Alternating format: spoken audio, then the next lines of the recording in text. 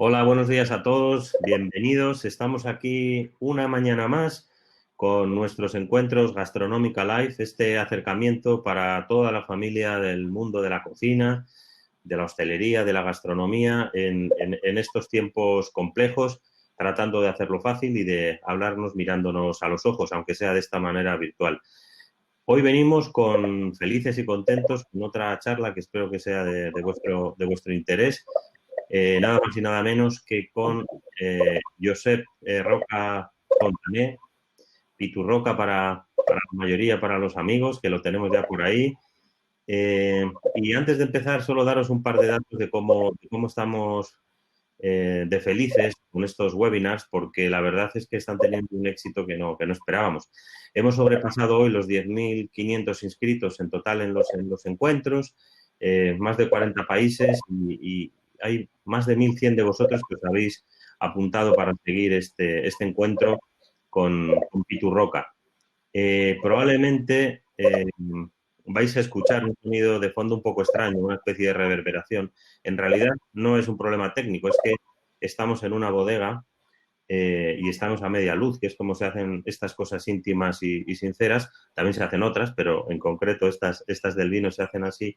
Así que dejaros llevar, no os fijéis en los decorados que tenemos al fondo, pero para que nadie pensara que estábamos cometiendo una ilegalidad, pues hemos puesto estos carteles, pero en realidad estamos en la bodega del Celler. Pitu Roca es uno de los dientes del tridente. Todo el mundo dice que es la sensibilidad, que es la poesía, pero yo digo que es la revolución silenciosa. Al final las cosas en esa casa se van pareciendo mucho a lo que él quiere y él va empujando con su atrevimiento a que en esa casa pasen esas cosas maravillosas que todos conocéis. Antes de empezar directamente, quería tener un recuerdo para Carlos Falcó, uno de los pioneros en divulgar el vino, uno de los hombres que como Pitu han hecho más por la situación actual del vino en este país, y creo que todos aprendimos de él y con él. Pitu, bienvenido, esta es tu bodega y esta es tu casa. Gracias por acompañarnos. Gracias, encantado. Y sí, un homenaje sentido a Carlos Falcó, que fue pionero tanto en la cultura de investigación sobre maturación en frío en los olivos para el aceite virgen extra y también para comprender qué pasaba bajo tierra con las plantas, con Richard Smart, cuando aquí prácticamente nadie hablaba de plantas, sobre estrés hídrico y sobre, bien, un avanzado, alguien visionario y alguien también romántico a la vez, ¿no? En definitiva, una persona que marca también una parte de... Bueno, una pregunta que te la han hecho supongo que más de 10 millones de veces, pero a ver si rompemos con este ya el récord. ¿De dónde viene el sobrenombre de Pitu? Bien, del bar de casa, de los clientes del bar, de los vecinos, en los que de alguna manera el bar Can Roca se conocía más en nuestra barriada como el bar de José. José es nuestro padre y yo era Pepito. Pepito, cuando la gente quería acercarlo al catalán, sabes que en nuestra barriada sobre todo era gente que venía de Andalucía, de manera que se habla muchísimo andaluz más que castellano, y cuando se acercaba esa idea de acercar al nombre en catalán es Pepito. Y Pepitu, la O se convierte en U y sonora, y de ahí pues viene Pepitu, Pitu. Es un diminutivo que diferencia en este caso a Josep, a José o a José de Pepitu, de Pitu. Y te ha acompañado toda la vida y te sientes cómodo, ¿no? Cuando te lo dicen. Sí, perfectamente. Además, es algo que está muy enmarcado en la vecindad, y de ahí pues también a la proximidad de la amistad y de la cordialidad afectiva de tanta gente que después pues he tenido la suerte de conocer y contactar y convivir, ¿no? Es algo bonito, sí, no, ningún problema, al contrario. Sí que es verdad que cuando les comento a los más allegados que no me gusta cuando me dicen señor Pitu, ¿no? Porque dices, bueno, si eres Pitu es que somos amigos, tenemos una relación. Si pones un señor delante, pon José o José, por lo que sea, ¿no? Pero más allá de esto, encantado y muy bien. Bueno, esa conexión que hablábamos antes, hemos iniciado la conexión de las viñas con la tierra, con su tierra, que las hacen diferentes. Es esa conexión que vosotros mantenéis también con vuestro territorio, ¿no? Con un territorio físico y con un territorio humano, ¿no? Esto de llegar al mundo sin moverse de donde uno ha nacido. Sí, además es una singularidad extraña, ¿no? Durante años fue una cosa curiosa y a contracorriente, como una sensación de hacer la ruta del salmón, sobre todo cuando abres el restaurante en ese lugar alejado de la comodidad.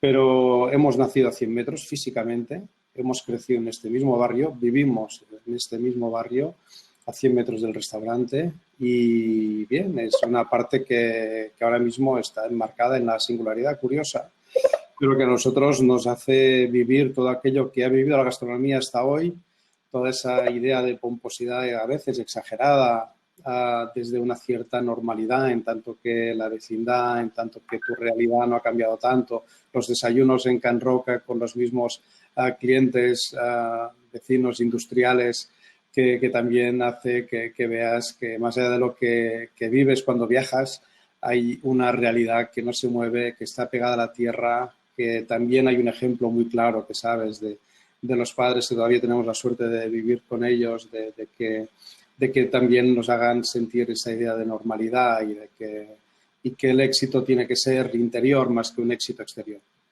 Pitu, ¿tú recuerdas tu primera copa de vino? Sí, también piensa que, y esto nos pasa mucho también en el mundo del vino y también incluso cuando decimos tu recuerdo favorito de tu plato o tu restaurante o tu mejor experiencia, ¿no? Hay una parte también que probablemente los neurólogos nos explicarían que vamos condicionando nuestra memoria, ¿no? Y la vamos adaptando a nuestras conveniencias incluso, ¿no? Es algo que hay que ahondar, estudiar, reflexionar sobre qué es nuestra memoria concreta, ¿no? Pero yo ahora mismo, quizás condicionado con esa sensación, tengo muy claro el vino que me dejaba beber mi abuela Angeleta, que era quien más estaba pendiente de nosotros porque los padres curraban muchísimo, ella también, pero siempre tenía un espacio para jugar con nosotros. De vino del menú, porque no teníamos muchos vinos más, había 2 o 3 vinos más de carta, y el vino que teníamos en los toneles bajo de la cocina con sifón en una flanera de aluminio. Ese es mi recuerdo primero y bien, es algo que siempre me acompañó desde los 5 años, con muchísima curiosidad para beber vino, con muchísima curiosidad para saber qué había allí. Ese secreto, mi padre no bebía porque era conductor de autobús, de manera que nadie en casa bebía, pero tenía muchísima curiosidad. Yo me encargaba de llenar las botellas del vino a granel en ese sótano, que es como ese espacio donde dices que ahora estamos, ¿no? Con una cierta idea de humedad, de olor a vino, tocando tierra, algo especial que probablemente caló en mí y me ha acompañado hasta hoy. Uh-huh. Jordi cuenta que encontró en la pastelería el camino para no ser un camarero de Pitu, para ser un cocinero de Giovanni, que se ha podido desarrollar gracias a esa magia. Tú tenías un poco más campo.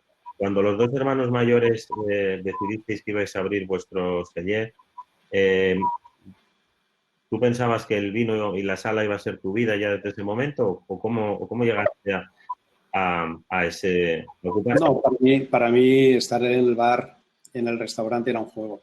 Era un juego, yo me lo pasaba muy bien, era divertido. También era obligación, teníamos que trabajar, había mucha gente que quería venir. Era un bar, un restaurante que se fue construyendo, pero siempre abierto. Los 12 primeros años de nuestra infancia no cerró nunca ese bar-restaurante y nosotros crecimos en esa normalidad de una casa abierta, alegre, jubilosa, con muchísima animación y sí, viviendo la idea del esfuerzo, sacrificio, perseverancia y exigencia con normalidad y adaptándolo como un juego, pensando en que es una manera de crecer divertida. No teníamos casa, solo camas encima del bar. No teníamos ni cocina ni comedor, había solo camas, de manera que cocina y comedor y lugar para deberes era el bar.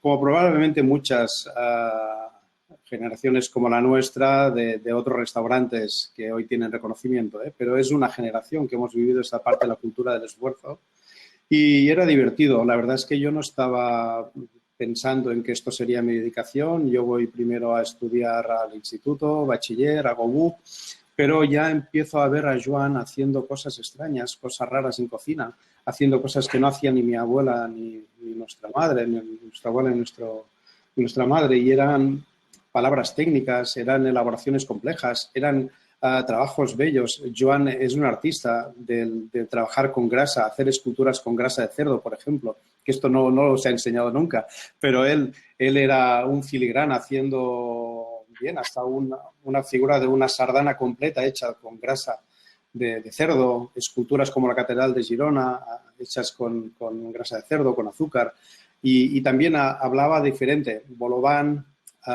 filete Wellington, patatas Puente Nuevo, salsa, no sé, chorón, bearnesa, cosas que para nosotros eran extrañísimas y me llamaba mucho la atención. Y es verdad que cuando voy al instituto y me hacen escoger entre ciencias y letras, yo no quería renunciar a algunas partes de las ciencias y ni quería renunciar a una parte de las letras. Y fui a la escuela de hostelería y allí es donde encontré probablemente esa suma del árbol de la ciencia, el árbol del conocimiento y el árbol de la vida.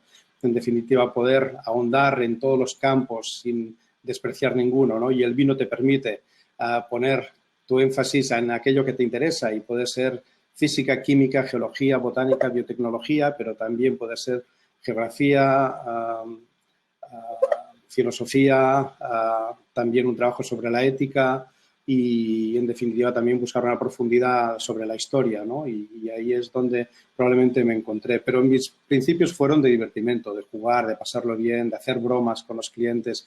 También piensa que yo durante 12 años soy el pequeño y esto quiere decir el pequeño llama la atención, tanto que es el segundo en una familia. Eso también condiciona lo que hacemos, lo que comemos, lo que bebemos, pero también cuándo, en qué contexto hemos nacido y en qué orden hemos nacido, ¿no? El mayor tiene esa parte de responsabilidad, tiene esa parte de cuidar del pequeño, tiene esa parte también de seguridad de los padres, de que sirven para tener hijos y el pequeño pues necesita llamar la atención. Y en este caso, pues en un restaurante pues yo hacía juegos, bromas, divertimento, con los clientes, también evidentemente con los compañeros que nos ayudaban o las compañeras que vivían con nosotros. En cualquier caso, una infancia feliz en la cultura del esfuerzo. Eres básicamente autodidacta. Una cosa es empezar a conocer el vino, como contabas, descubrirlo, y otra cosa es llegar a convertirte en una de las personas con mayor conocimiento o mayor sensibilidad hacia el mundo del vino en el planeta. ¿Cómo fue ese proceso de ir creciendo, de ir recorriendo todos esos países imaginarios? No sé si habías visitado, que igual visitaste antes con el paladar, que incluso físicamente, hasta ser capaz de tener el conocimiento que ahora acumulas y distinguir en la boca por regiones el fruto de la vitis vinífera. Bien, yo me inicio como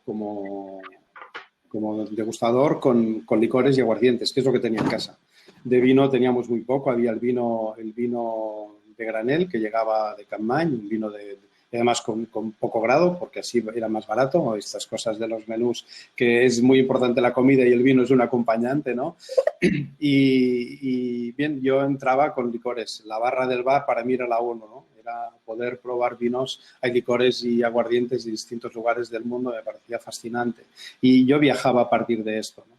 A partir de que entro en la escuela de hostelería me doy cuenta del mundo del vino y que esa capacidad que yo ya iba desarrollando con mis tíos sobre todo, porque mi padre no bebía, pues una cultura distinta y enriquecedora, ¿no? Es una parte de aprendizaje constante. Es verdad que la formación es continuada, el aprendizaje es el oficio más bello y no podemos renunciar nunca a él, ¿no? Tenemos que hacerlo desde esta parte de conseguir buscar tu talento y hacerlo con la pasión, con aquello que probablemente evoluciona entre lo que tú eres, lo que tú crees y lo que tú haces, ¿no? Y en este mundo, pues, es un mundo fascinante en el que he tenido la suerte de poder estudiar primero, ir probando poco a poco, incrementar la carta de vinos poco a poco y hacer viajes desde muy pequeño. Nosotros con Joan en los 80, final de los 80, cuando yo ya estaba en la escuela, año 85, cuando acabo,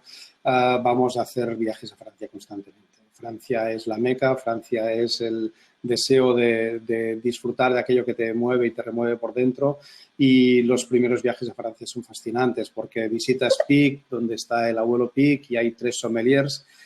Claro, nosotros ahora tenemos 6 o 9 preparados para hacer de sommelier, pero en aquel momento, en los años finales de los 80, encontrarte con una carta inmensa de vinos, con esa complejidad, con esa riqueza, bien, es algo que vivimos y nos hizo crecer muchísimo, ¿no? Toda esa corriente de la Nouvelle Cuisine, todos esos cocineros, pero también esos sommeliers que para mí eran como un lugar de inspiración, ¿no? Que realmente era muy interesante. A partir de ahí es verdad que hemos podido viajar por el mundo, me siento muy halagado de la situación de privilegio que nos toca vivir, de poder vivir viñedos y vivir personas en viñedos desde el norte de Chile al sur de Chile, al norte de Argentina, a la parte más extrema con Bolivia, hasta la rica Mendoza, a poder estar desde Australia, Georgia, etcétera, tantos lugares del mundo, evidentemente Alemania, donde he visitado muchísimo también, porque es una zona donde hay una uva que me interesa mucho.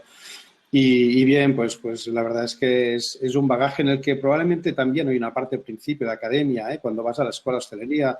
De hecho, hice el primer curso de especialización de sommeliers que se hizo en España en el año 85, se hizo en la Escuela de Hostelería de Girona, que es la más antigua juntamente con la de Madrid. En esto también piensa que la importancia del turismo, el sector promocionó esta idea de que hubiera una escuela de turismo en aquel momento. Y bien, a partir de ahí, pues haces academicismo y luego tienes que desaprender, ¿eh? Como en cualquier escuela, no es una escuela total, no es una escuela en la que todo va hacia tu talento, hacia tu inteligencia, que es distinta de los otros, y en definitiva tú vas ahondando en tu camino a partir de tu reconocimiento sobre tu personalidad, sobre aquello que se mueve en el camino de la pasión hacia la ambición y hacia el sentido de la vida. Antes de entrar en temas estrictos centrados de la profesión, hablando de la pasión, todos los países productores tradicionales, en todos ellos el consumo del vino, cuantitativamente hablando, ha descendido sobremanera. En el caso de España, hasta niveles que, si atendemos a lo que se consumía hace 30 años, es prácticamente dramático, ¿no? Somos el viñedo más grande del mundo y nos dedicamos a exportarlo a veces sin ni siquiera ponerle el lazo de su procedencia. Esto está pasando, pero al mismo tiempo hay una generación curiosa, ¿no? Y hay un cambio de gustos, probablemente una percepción o una visión diferente de lo que está ocurriendo. Ahora muchos te miran a ti y a otros tú. Ahora cualquiera aficionado, cita de carrerilla 8 o 10 sommeliers, cuando hace 10 años eso era imposible de hacer. ¿Cómo ves tú esta generación, el cambio de gustos? ¿Cómo crees tú que se puede conseguir o cómo estáis tratando de inocular el amor, todo eso que vosotros sentís por el vino, para que los jóvenes se dediquen a beber vino, en lugar de lo que está ocurriendo es que beben básicamente otro tipo de cosas, partiendo de la cerveza, que de eso ya podemos hablar o no, y después pues cualquier otro tipo de destilado infame cuyo objetivo es simplemente el efecto alcohólico más que el placer, ¿no? Bien, hace falta cambiar la mentalidad. Es verdad que es una sensación sorprendente de que el país con más producción de vino, con más producción de vino ecológico, con más buena relación precio-placer, no sea capaz de comunicar con sus jóvenes, ¿no? Es uno de los grandes retos que tenemos en el presente inmediato. Creo que hay una parte importante de necesidad de cambio de construcción del mensaje, de ahondar en los valores del campo. Creo que este momento de reflexión y también de paro y de dureza, de una normalidad distinta a partir de los próximos meses, de esos momentos de esperanzas inciertas, también es un tiempo para reflexionar las bodegas, las grandes y las pequeñas, hacia esa mirada de pensar en verde. Pensar en verde, acercar al mundo vivo, el mundo dinámico de la vida, de la naturaleza, reflejada con una expresión del ser humano y embotellada, ¿no? Creo que hay una parte importante de poder rondar en ese mensaje en la juventud. La juventud está sensible hacia la idea de la sostenibilidad. Lo hemos visto desde los movimientos ahora con el COP25, todos esos movimientos de gente joven preparada para protestar sobre el futuro que estamos dejando las generaciones anteriores, creo que el vino puede estar en ese espacio, en el que es verdad que al principio, en la parte de la adolescencia, hay una necesidad de desinhibición, de descubrimiento, de curiosidad, y ahí las bebidas blancas han hecho una estrategia de marketing muy pura hacia ese enfoque afilado de ahondar en la juventud, y necesitamos que el vino pues haga ese camino, un camino que es un reto, pero que es un reto que creo que es posible. Es un reto sobre la ecología, sobre la ecosofía, sobre la relación emocional con la tierra, con la vida del subsuelo, con la idea orgánica, con la posibilidad de poderlo expresar con precios ajustados, quizás también con etiquetas un poco más vinculadas a la nueva generación, quizás también un modo de comunicar también distinto del que se ha hecho hasta ahora, ¿no? Esa idea de la bodega lúgubre o de esa idea de ofrecemos tradición, quizás hoy ofrecemos naturaleza embotellada, ¿no? Hay algo que tenemos que hacer para que surja ese movimiento que sí que ya está llegando a partir de los 30 años, pero que es importante poder conectar con los de 15 años que empiezan con esos botellones, con esas bebidas carbonatadas azucaradas y que tragan la ingesta de un alcohol que normalmente tampoco es de mucha calidad, ¿no? En definitiva, es un reto, pero pienso que también este momento de reposo y este momento de tomar conciencia también es un momento que tiene que ser muy especial para las bodegas para poderlo llevar a cabo, ¿no? También aprovechar, en este caso, la juventud que está pegada al vino, los influencers jóvenes que tienen una generación distinta a la mía, por ejemplo, estoy en 54 años, pues gente de 24 años que pueda conectar. Siempre he pensado que quizás también hay una fracción de gente joven que no bebe vino porque lo bebe su padre, ¿no? Y quizás es más conectar juventud con juventud y apoyar a la juventud que llega directamente con esos canales de comunicación tan directos, con youtubers, con movimientos de música, con movimientos culturales vinculados a esa radicalidad disruptiva de la juventud, de la adolescencia, donde también puede haber también un camino hacia el vino, ¿no? Yo creo que puedo conectar más con gente de 25, 30, 35 años, pero difícilmente con los de 15 hasta los 25 años, ¿no?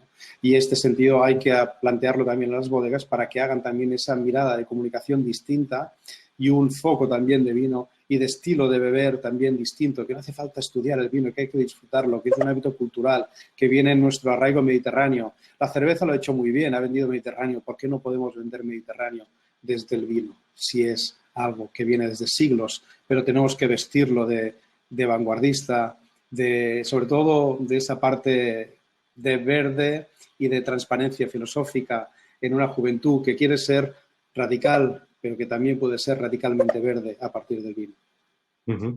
Ahí entramos en un mundo que a mí me apasiona, que es el de la palabra y el vino.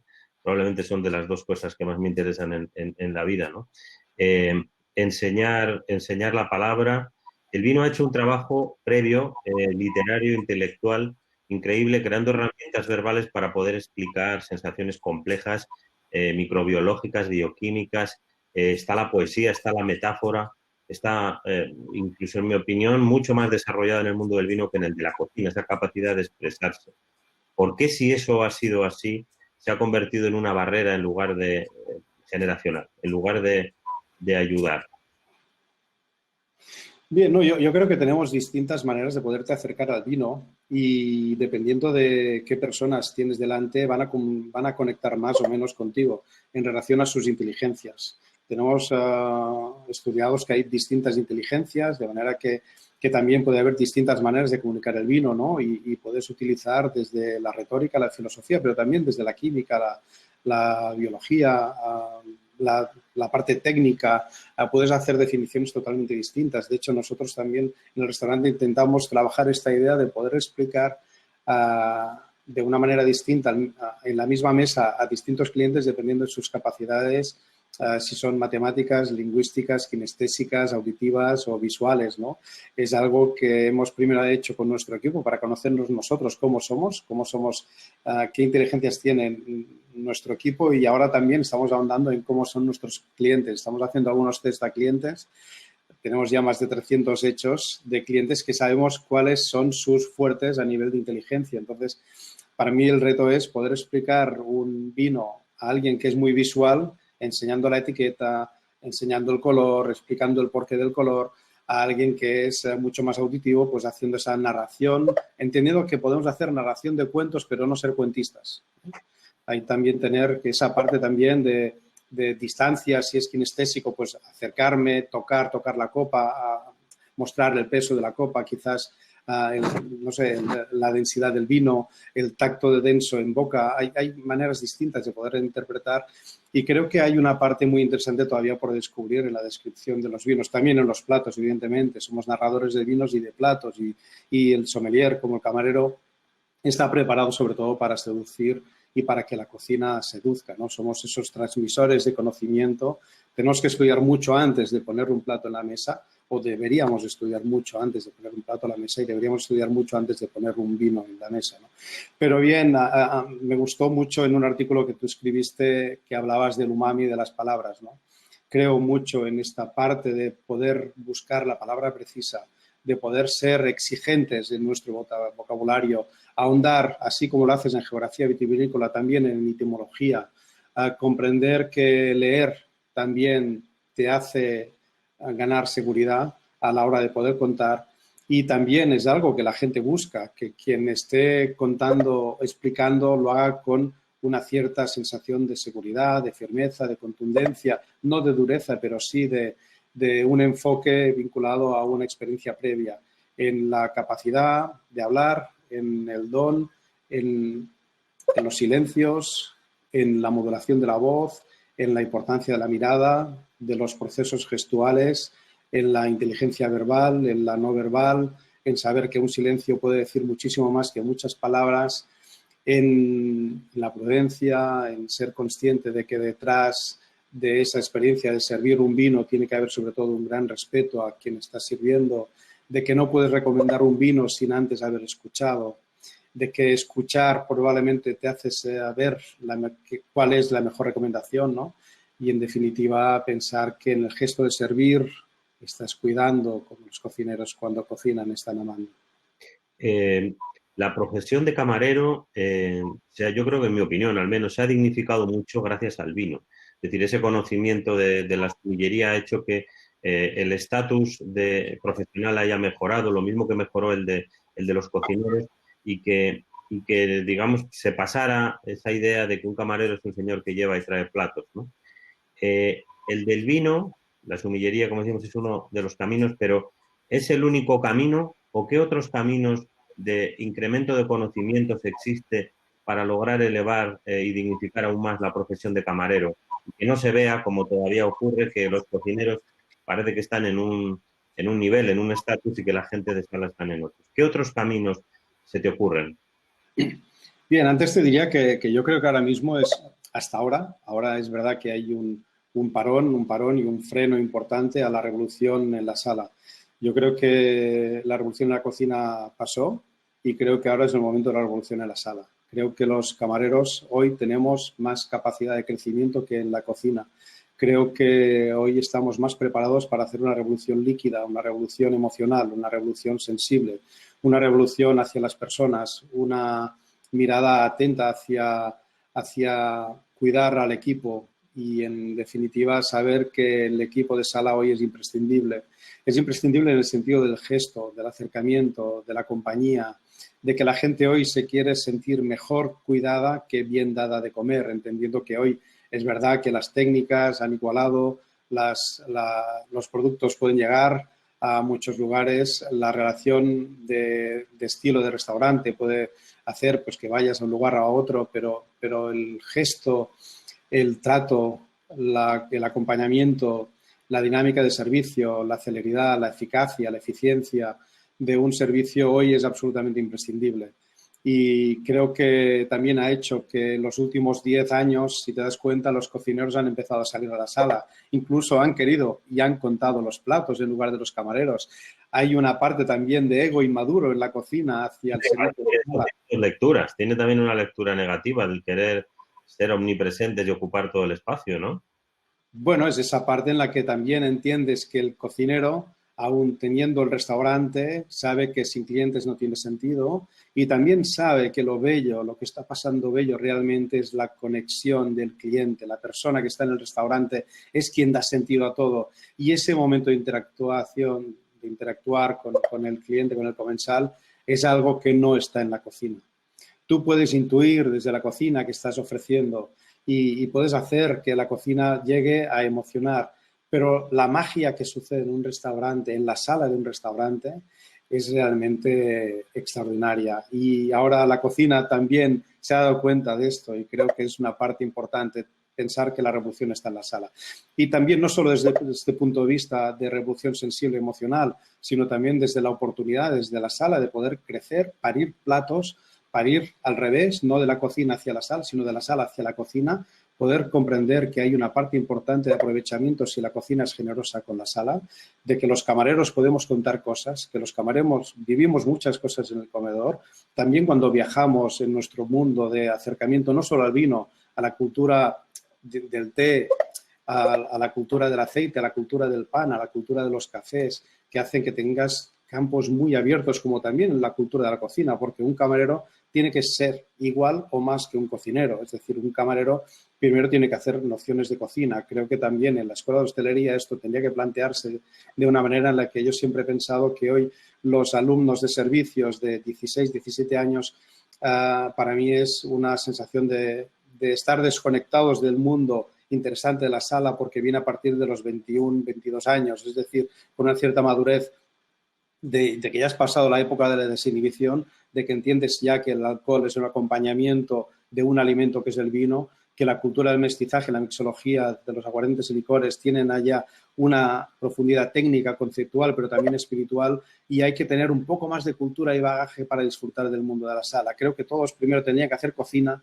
y luego quien le interese dedicarse a la sala. Y creo que es un cambio de hostelería y ojalá se pueda plantear primero que todos hagan cocina y que luego, porque también luego hay una parte también, que los padres de los chicos que quieren ser camareros no ven socialmente bien que los chicos quieran ser camareros, es decir, culturalmente, socialmente también están penalizando a algunos jóvenes que se quieren formar en servir, que es algo muy bonito, es algo muy bello. Decías, ahora nos conocen a unos cuantos sommeliers, pero también piensa que la belleza del camarero, y por eso yo siempre intento llamarme camarero de vinos, es de que un camarero también está en un café, en una cafetería, y que en un minuto te puede dejar indiferente, te puede empeorar la vida o te puede cambiar la vida mejor en un día, ¿no?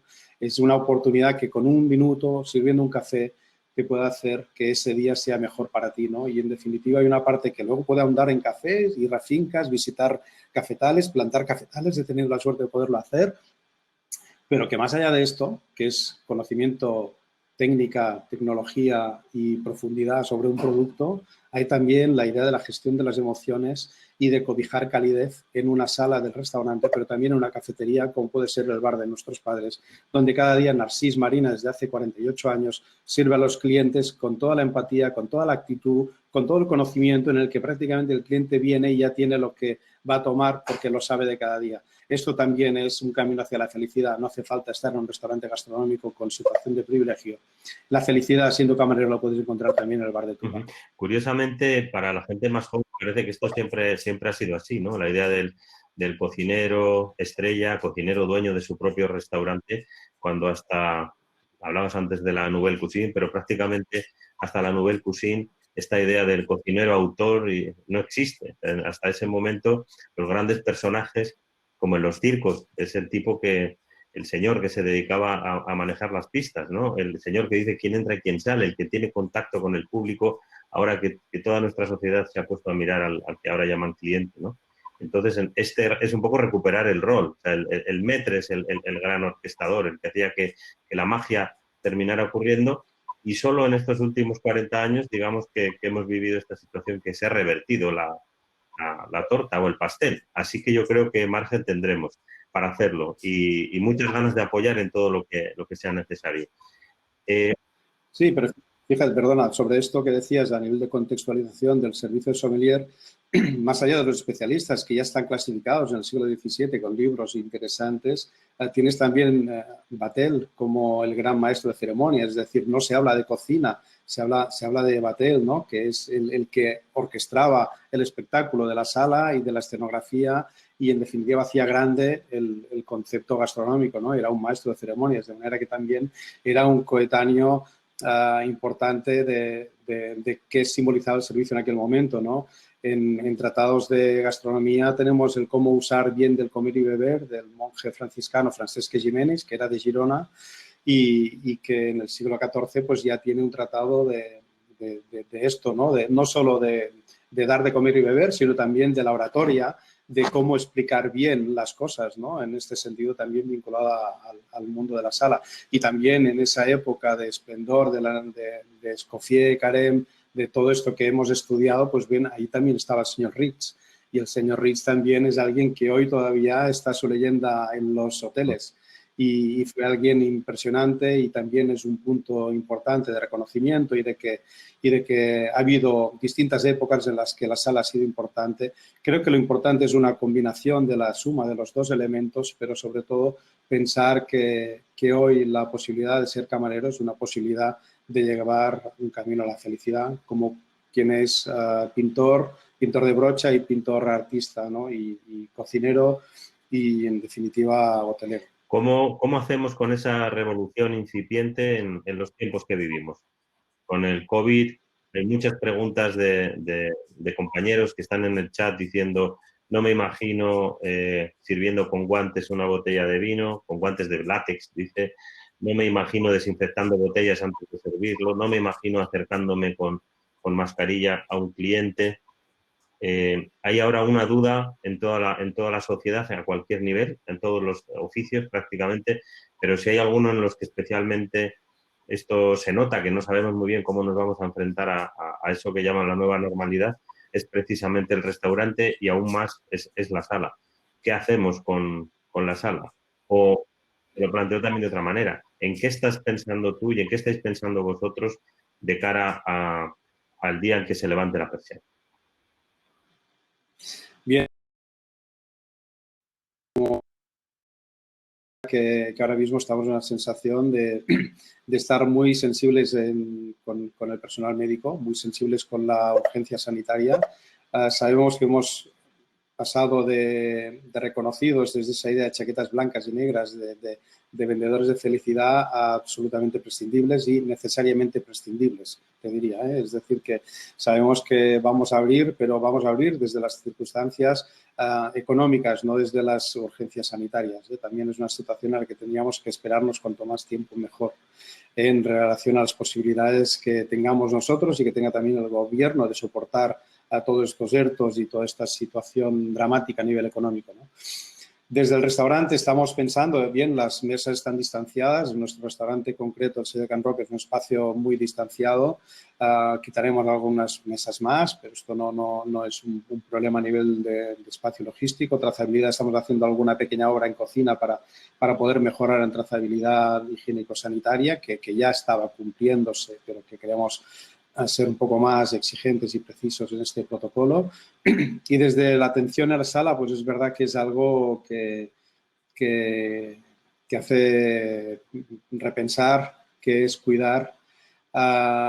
Tendremos que, primero de todo, hacer reuniones con el equipo, con esas distancias que tenemos que tener, pero primero incidir en el equipo, cuidar al equipo y formar al equipo en una nueva realidad, una realidad en la que tendrá que ver más los movimientos, la gestualidad que las palabras, incluso, que tendremos que hacer una parte coreográfica de sensualidad, tendremos que ser mucho más estrictos en conceptos de higiene A nivel de guantes, piensa que nosotros ya servimos prácticamente el jueves y viernes antes de cerrar, si servimos en guantes.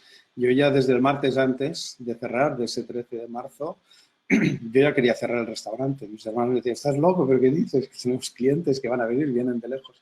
Me sentía incómodo, era extraño. Yo ya desde el jueves lo pasé fatal, era horrible no poder saludar a la gente porque no les daba la mano, no les abrazábamos. Tenía gente, vino un cliente que es alguien muy admirado para mí y no le di la mano, tomé distancia y me dice, claro, no nos podemos dar la mano. Digo, no. Y él todavía no estaba en esta mentalidad, había estado absolutamente mentalizado en que no podíamos tener contacto. Sabíamos que cada visita en la bodega con gente, con poco espacio, era terrible porque no era cómodo, era sensación de inseguridad, sensación de estar haciendo una infracción sanitaria y ya estábamos absolutamente mentalizados en esos 2 o 3 días antes. Estábamos sirviendo con guantes. Puedes servir con guantes y luego con látex y luego poderte poner otro guante. Puedes cambiarte los guantes y limpiarlos cada servicio. Lo hacíamos constantemente. Durante el jueves y viernes fue una práctica de lo que nos encontraremos probablemente cuando volvamos. Se puede servir con guantes de látex y otros guantes que luego pues, puedas cambiar como te vas a cambiar la ropa cada medio servicio. Habrá más exigencias desde la idea de higiene. Dentro de lo que representa servir la carta de vinos, pues bien, probablemente esa carta de 4.000 referencias que tengo tendré que simplificar, pero me estoy planteando seriamente hacer como tenemos la suerte de tener reservas previas, a poder ahondar en qué vinos le gustaría escoger y hacer una carta de vinos para cada persona en cada momento. O sea, yo tengo un equipo de sommeliers, tengo una estructura, tengo una posibilidad de hacer una carta al momento y poder hacer una selección de 100 vinos puestos en una misma hoja, que luego sea de un papel reciclable y que se tire, y hacer una carta para cada cliente, una carta de vino especializada para cada persona. Es lo que ahora mismo me imagino, poder personalizar la carta de vinos previamente, si puede ser por toda esa conexión que tenemos hoy vía Internet, y si no, después, directamente en el momento en el que llegan, la recepción, pues, ¿qué le gustaría tomar? No sé si tenemos un 70% de gente que hace maridajes.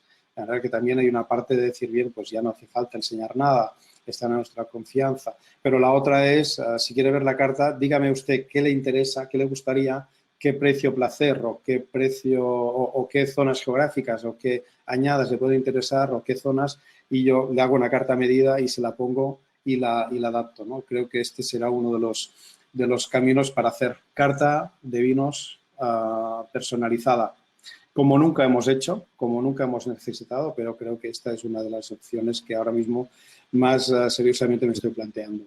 De una hoja para un servicio y que ese papel sea reciclable. Y me gustaría pensar que ese papel además pudiera tener una semilla para que se lo pudiera llevar y esa semilla, ese papel degradado interior pueda fructificar en, no sé, quizás en albahaca o en un puerro, en una tomatera. Interesante.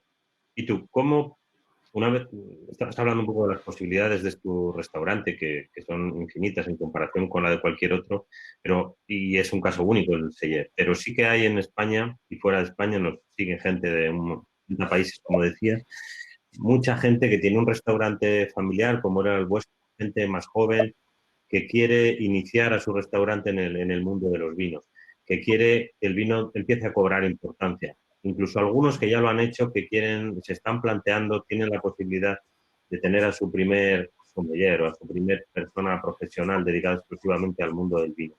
¿Cuál sería tus recomendaciones para toda esta gente que quiere aprender de vino, que quiere que en sus casas, en sus restaurantes o en sus bares, el vino pase a ser alguien con nombre propio, con importancia y con relevancia, además de lo que es la comida? Bien, antes te diría que tiene que ser alguien que tenga una cierta inteligencia gustativa, una cierta inteligencia emocional, una parte importante de adaptación al medio de trabajo, adaptación y comprensión del estilo de cocina del lugar, de la situación, de la ubicación del lugar, del reconocimiento también del mundo del vino en esa cultura, porque no es lo mismo en nuestra mirada mediterránea que en una mirada donde no hay vino, ¿no? Donde no se hace vino, ¿no? Y donde hay otras culturas integradas, ¿no? Como podría ser en Japón con el sake, ¿no? O en el este asiático, donde hay muchos aguardientes muy fuertes, ¿no? Como consumición habitual por una comida cáustica irritante de sentidos térmicos duros, ¿no? O la cerveza como un elemento que relaja, en este caso, la parte irascible del sentido ardiente, ¿no? de la gastronomía. Depende un poco de esas partes, pero también creo que hay una parte importante de poder ahondar en esta parte de elementos más administrativos, de logística, de control de stocks, de que un sommelier también tiene que saber de matemáticas o tendría que saber de matemáticas, de gestión empresarial, quizás es una suma en el que haya esa parte holística, pero sobre todo también de gestión, porque en definitiva un restaurante es un negocio, tiene que dar beneficio y un sommelier tiene que aportar sobre todo no solo conocimiento, sino también facturación. Piensa que puede haber restaurantes en los que el 70% de la facturación es a partir del vino o de las bebidas. Y esto existen muchos. En Londres hay varios. En nuestro restaurante, por ejemplo, estamos un 45% de facturación de bebidas. De manera que es importante frente al 55% de cocina, ¿no? Hay también una parte importante, desde un 20% que hay que cuidar muchísimo de facturación de bebidas, en las que creo que un empresario tiene que comprender que es necesario un especialista. No necesariamente un sommelier, pero sí alguien vinculado a la gestión de las bebidas y que luego puede aprender y ahondar dependiendo de sus talentos. También preguntar en el restaurante, también en un restaurante sencillo puede haber personas que puedan hacer esas funciones y cada uno haga una función distinta del mundo del sommelier. No hace falta tener un sommelier con el pinganillo aquí, sino que a lo mejor es importante al inicio tener personas que están capacitadas para cálculos, otros para contar y otros para contar con estudio y con reflexión previa, ¿no? Y en este sentido puede ser que la función del sommelier se divida en varios camareros y así todos crecen en su talento, moldean su ego, maduran su ego, gestionan el ego y también tienen la capacidad de crecimiento con sus inteligencias. De manera que también es importante para un empresario saber quién tienes, qué puede aportar cada uno de ellos y dónde ahondar en su sensibilidad, si es en la sensorialidad o si es en la inteligencia logística, ¿no? Y a partir de ahí, pues adaptarse y dentro de una bodega de vinos de un restaurante puede ser muy pequeña. Piensa que nosotros, cuando abrimos el sede de Can Roca en ese suburbio donde estamos, en aquel momento lo llamaban suburbio, para nosotros era nuestro barrio querido y normal, pues yo tenía 20 referencias y eran 20 referencias de vino que iba a repostar cada medio servicio. No teníamos dinero para más y cada medio servicio, si gastaba una botella de vino, iba al mayorista a buscar la otra. Y así fuimos haciendo ese camino de 20 referencias, 30, 40, a intentar aportar energía positiva en esa carta de vinos, contar cosas, contar aquello que desde un punto de vista de motivación te sugiere pues hacerlo, poder especializarte solo quizás en vinos de tu tierra, de tu región. No hay nada como poder promocionar aquello que tú vives, aquello que tú sientes, aquello que tú crees, ¿no? Y a partir de ahí, pues aquello que tú sientes, que tú crees, que tú vives, puede ser otra cosa. A lo mejor a ti te gusta, no sé, en lugar de la cocina, de la cultura popular catalana, te gusta el rock y estás loco del rock, pues a lo mejor te puede interesar solo explicar vinos de Alemania o solo vinos de Borgoña o solo vinos de La Rioja, desde Girona. ¿Por qué no? Si aquello te mueve, si hay verdad, la gente se mueve por verdades. Intenta transmitir aquello que tú sientes, aquello que tú crees, aquello que tú vives, aquello que quieres comunicar y hazlo desde la verdad, con transparencia, porque la gente también lo que busca hoy, sobre todo, es transparencia, de que aquello que cuentes no está vinculado a una especulación, a un engaño, a una sofisticación que no va contigo, a una exageración fuera del mercado, en definitiva, fuera de tu entorno o de tu contexto, ¿no? Somos narradores de cuentos, narradores de relatos, pero sobre todo transformadores de esa mirada del campo hacia una mirada intelectual a partir de una cultura que es... De tus palabras se extrae una defensa a ultranza del aprendizaje, ¿no? Y de la búsqueda de la verdad frente a esa otra tendencia tan en boga en los últimos años de tratar a especialistas, cartas cerradas que nos traen y nos ponen, más o menos modernas o más o menos adaptadas a los gustos, y que en algunos lugares uno llega y sabe quién quién ha hecho la carta, porque es igual a la de otros tantos lugares o muy parecida, porque en muchos casos además están vinculados a determinados distribuidores. ¿Tú recomiendas la vía del autoaprendizaje y de buscar algo personal, como decías, y que algo sea verdad, frente a este otro tipo de manera de tratar de llevar el vino al restaurante? Sí, sí, rotundamente, pero también es verdad que hay una parte de aprendizaje y hay una parte de crecimiento personal y también una parte de autoconfianza a la hora de comprar y recomendar, pero también una parte importante de respeto al empresario, a la propiedad, a quien pone el dinero, a quien te da ese presupuesto anual para comprar vino, a esa parte importante de que esté cerca del diálogo con la cocina, de que haya un sentido y que tu sensibilidad está apegada a la voluntad y a los deseos y a los beneficios del empresario. Y en este sentido es verdad que al principio, incluso cuando tienes tu mirada romántica de abrir un establecimiento, solo tú con una persona más, tú en sala y otro en cocina, quizás no tienes dinero para comprar vinos y quizás sí que es buena idea estar cerca de un distribuidor que te puede hacer de banco. A lo mejor incluso puedes negociar que te deje una Eurocave, una nevera climatizada y durante 2 años hacer un contrato de acuerdo en el que tú no inviertes en vino, tú pagas un poco más caro el vino que si lo compraras a precio normal, pero también lo pagas cuando ya lo has vendido. De manera que también hay fórmulas que creo que pueden ser interesantes para ofrecer a distribuidores, que no sé si los hacen así, pero yo, si tuviera que empezar ahora, buscaría esa primera parte y luego a poco despojarme de esta dependencia que lo cifraría en 1 año, en 2 años, en 3 años. Tienes también hipotecas, tienes cosas en las que te fijas con mucha más rigidez y a partir de ahí ahondar y buscar tu camino, ¿no? Y quizás también en esos distribuidores también hay una oportunidad de dentro de esto hacerte tu estilo, ¿no? Porque cuando un distribuidor tiene 1.500 referencias, tú puedes hacer tu estilo con una carta de 100 referencias. Es decir, tú puedes imprimir tu sello personal en una carta hecha con distribuidores. Ahora bien, cuando ya tienes ese bagaje, cuando te has ganado la confianza del empresario, cuando tienes la confianza de que la cocina va en un sentido muy específico y concreto, ahonda por ahí, busca, investiga, viaja y sobre todo degusta y escucha a la gente del vino, escucha distintas maneras de interpretar el vino. No renuncies tampoco a escuchar a una gran bodega, porque incluso una gran bodega te puede dar una gran lección sobre qué es hoy el vino y la ecología y la ecosofía vinculada a la mentalidad verde, más que incluso desde la intuición de alguien que hace un vino sin sulfito. Puedes ahondar en todos los caminos sin renunciar a ninguno, porque en todos puedes encontrar vías de inspiración, de crecimiento y también de comprensión de qué es la realidad del vino. Hoy la realidad del vino no solo es aquello que es tener un sentido de pertinencia con una planta en un paisaje concreto, en un costumbrismo localizado, sino que también es una realidad de millones de botellas que se mueven por el mundo en los que también tiene que haber una capacidad de reducir energías, de hacerlo más sostenible, de quitar peso a las botellas de vidrio, de cambiar los sistemas de embalaje, de ahondar en la geotermia, quizás también en energías renovables. En definitiva, hay una mirada muy abierta hacia otros campos, ¿no? Tenemos que terminar porque se nos ha ido el tiempo, que parece que tiene la bodega, todo pasa muy lento y muy rápido a la vez, es un poco contradictorio.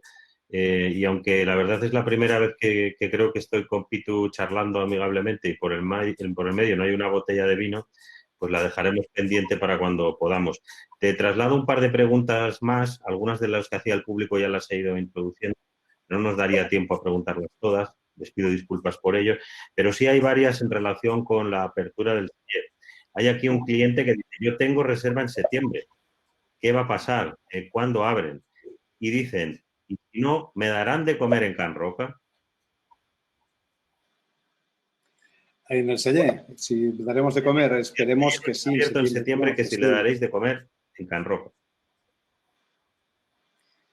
¿En el restaurante de nuestros padres te refieres o en el No, Sellé de Can él Roca? tiene reserva en el Bueno, Sellé, pero dice, y si no me dan de comer en el Sellé, al menos podré ir a comer a Can Roca. esperemos que sí. Esperemos que sí. Probablemente lo primero que abriremos será el Mas Marroc, donde esta situación de emergencia nos ha hecho reflexionar sobre un espacio verde un ágora, que además es un lugar de reunión, pero con mucha amplitud, con mucho aire, que es una terraza inmensa donde pueden caber muy bien las mesas y allí hacer un restaurante de clásicos del Sallé. Abriremos primero esta parte, nos servirá de experiencia, luego abriremos Can Roca, nos gustaría abrir Can Roca, pero con unas condiciones que tengan sentido. Tenemos una posibilidad de terraza en la parte de la entrada, una en la parte posterior, que podremos de alguna manera pues ampliar espacio de aire. Pero septiembre nos parece que sí, aunque es verdad que estamos expuestos a todo lo que representa urgencia sanitaria, ¿no? Para nosotros sería maravilloso poderlo hacer, ya adaptados, ya con la sensación de que no hay ningún riesgo para nuestro equipo y, en consecuencia, no hay ningún riesgo para la gente que venga hasta Girona desde distintos lugares de España, de momento, porque entendemos que extranjeros no van a poder llegar. Y ojalá, es esa parte de esperanza incierta, con toda la ilusión del mundo, con todas las ganas del mundo, con muchísima ilusión para reemprender, para reorganizar, para aceptar este reto, para saber que en este mundo en el que ya sabíamos todas las respuestas, como dice Imre Puig, hoy nos han cambiado todas las preguntas, ¿no? Y en este sentido, pues hacerlo con valentía, con imaginación, con creatividad, con mucha ilusión y sabiendo que tenemos un equipo maravilloso que nos va a ayudar y que nos vamos a adaptar a una nueva realidad en la que esperamos también que el comensal sea comprensivo, sea cómplice y también acerque ese gesto de bondad hacia una nueva realidad en la que el restaurante tendrá que alimentarse de una emoción distinta y de un ritual también distinto, quizás más poético, quizás también enmarcado en más silencios, esa gestualidad de abrazar o de besar, serán gestos normales a partir de poco y quizás también formen parte también de un ritual que quizás también desde esa cultura japonesa tendremos que ahondar, ¿no? En ese ritual de la belleza, el ritual del encanto hacia los gestos y también comprender que es uno de los retos, poder abrir cuanto antes con las mejores condiciones higiénicas, sanitarias para todos y sobre todo para no volver a llenar los hospitales, sino que podamos llenar los restaurantes con esta sensación de que podemos ofrecer sobre todo seguridad, buen gusto y capacidad de mostrar una manera de ser felices. Bueno, pues este ha sido el final de la primera botella con Pitu Roca. Lo normal en otra situación hubiera sido abrir la siguiente, pero al menos, como dicen los chilenos, nos la hemos conversado. Así que muchísimas gracias, Pitu. Nos vemos pronto. Podríamos estar hablando mucho tiempo de cosas interesantes, pero la vida continúa y creo que tienes por ahí mucho que hacer. Hemos robado un poco más de tiempo incluso del que estaba previsto, así que muchísimas gracias. Seguimos esta tarde en los webinars de Gastronómica Live, esta tarde con el trío, el otro tridente, en este catalán, que son los chicos de Disfrutar. Además, con un planteamiento no tan íntimo, porque sería imposible esto de hacer charlas íntimas a cuatro, y probablemente con un poco más de acción y cocina. Quedan Nayat, Ganache y nos quedamos esta semana, pero esta tarde a las 5 tenemos a Disfrutar. Y si no podéis, tenéis en la web de Gastronómica todas las charlas, todos los webinars que hemos celebrado a lo largo de esta semana. Sin más, yo me despido y quedamos emplazados para otra botella. Pitu. Un saludo. Claro que sí. Ahí estaremos. Encantado. Un saludo. Adiós, adiós.